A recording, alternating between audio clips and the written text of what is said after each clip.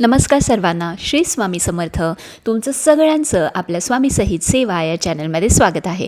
एक विनंती आहे की आमचे जर व्हिडिओज तुम्हाला आवडत असतील तर प्लीज लाईक, शेअर आणि सबस्क्राईब करायला विसरू नका. बघा, आज सोमवती अमावस्या आहे. ही सोमवती अमावस्या या वर्षाची म्हणजेच 2024ची शेवटची अमावस्या आहे.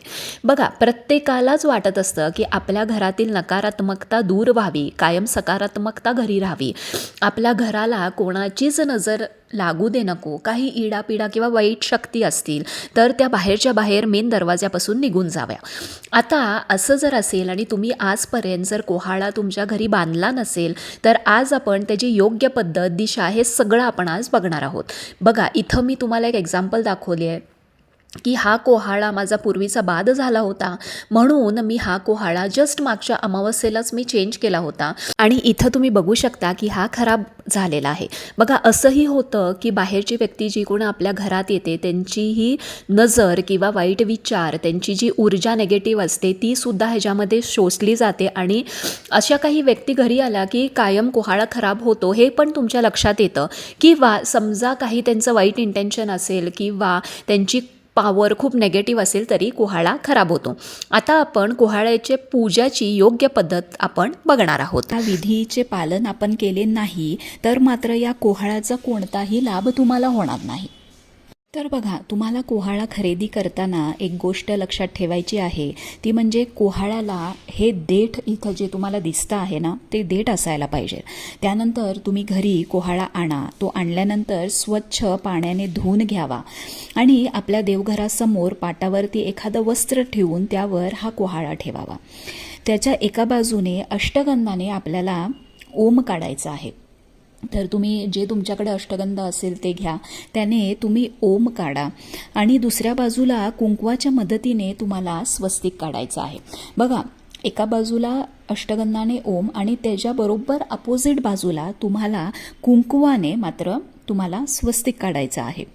तुम्हाला काय करायचं आहे, आता या दोन्हींच्या मध्ये जी साईडची बाजू असेल ना, आता बघा इथं ओम आणि इथं स्वस्तिक काढलं आहे आणि तुम्हाला हे साईडची बाजू असेल इकडं किंवा त्या साईडला कुठंही, त्यानंतर तुम्हाला देठापासून म्हणजे तुम्हाला असं खालून वरपर्यंत तुम्हाला काजळाच्या मदतीने एक काळी रेघ ओढायची आहे. त्यानंतर व्यवस्थित ही रेघ ओढून घ्या, इथं आता जशी मी ओढली आहे तशी, आणि त्यानंतर या कोहाळ्याची पूजा आपल्याला करायची आहे.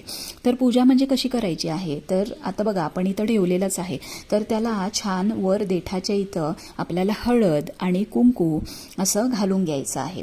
त्यानंतर तुमच्याकडं थोड्या अक्षता असतील त्या तुम्ही व्हायच्या आहेत.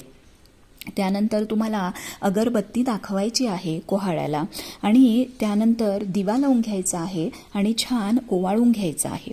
हे झाल्यानंतर आपल्याला जे आपले जे देवदेवता असतात किंवा आपले जी कुलदेवी आहे, कुलदेव आहे, स्वामी आहेत, त्यांना आपल्याला देवांना प्रार्थना करायची आहे की या कोहाळ्याच्या मदतीने आमच्या घराच्या किंवा आमच्या घरावर वाईट शक्तीपासून किंवा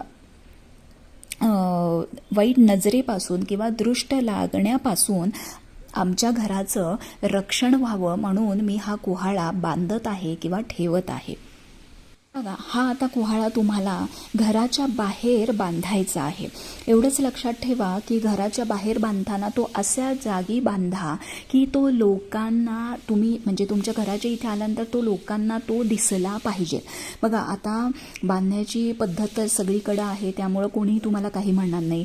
एकच आहे की बघा, जसं आमच्या सोसायटीमध्ये आम्हाला बाहेर बांधण्याचा म्हणजे बाहेर बांधण्यासाठी आम्हाला अलाउड नाही, तर मी काय करते, माझा जो बरोबर दरवाजासमोर जो हॉल आहे तर तिथंच मी वर मोठा कोहाळा ठेवला आहे, जेणेकरून कोणी घरात आत येईल ना तर पहिली दृष्टी त्या कोहाळ्यावर पडेल.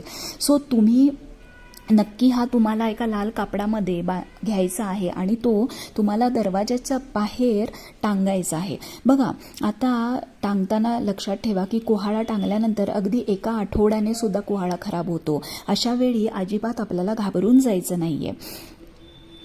तुम्हाला असं वाटायला नको की बापरे, हा काय अशुभ किंवा अशुभ शकून झालेला आहे का, अजिबात नाही. उलटं ते चांगलं आहे, कारण नकारात्मक ऊर्जा, नजर किंवा बाधा आहे ती सामावून घेण्याची शक्ती या कोहाळामध्ये असते. त्यातून पाणी गळायला लागलं तर तो कोहाळा तुम्हाला पाण्यामध्ये म्हणजे प्रवाहित करायचा आहे किंवा तो तुमच्या डस्टबिनमध्ये तुम्ही टाकून देऊ शकता. लक्षात ठेवा, जेव्हा तुम्ही परत नवीन कोहाळा जेव्हा घरात आणणार आहात तेव्हा हा जो खराब झालेला आहे तो टाकून द्यायचा आहे. आणि तुम्हाला जेव्हा नवीन आणायचा आहे तर तुम्ही शनिवारीच तो आणून तो ठेवायचा आहे.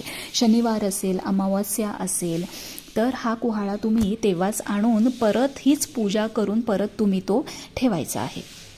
बघा, सारखं कोहाळा बाद व्हायला लागला ना तर घाबरून जाऊ नका. जेवढी काही नकारात्मक किंवा वाईट शक्ती असेल ना ती एकदा तुमचे 4, 5, 6 जेवढे बाद व्हायचे तेवढे बाद होऊन दे.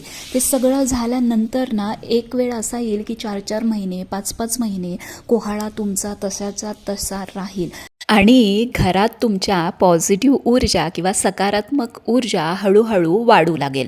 त्यामुळे जरी लवकर बाद झाला तर घाबरून जाऊ नका. लगेच पुढच्या येतो त्या शनिवारी किंवा अमावस्या असेल किंवा दर्श अमावस्या असेल किंवा सोमवती अमावस्या असेल तर कोहाळा नक्की चेंज करा. आता बघा, समजा 4 महिने कोहाळ्याला काही झालं नाही किंवा 5 महिने काही झालं नाही आणि पुढची जर सोमवती किंवा दर्श अमावस्या असेल तर तुम्ही परत हा वाहून तुम्ही दुसरा कोहाळासुद्धा असंच पूजा करून विधिवत तुम्ही परत तो टांगू शकता.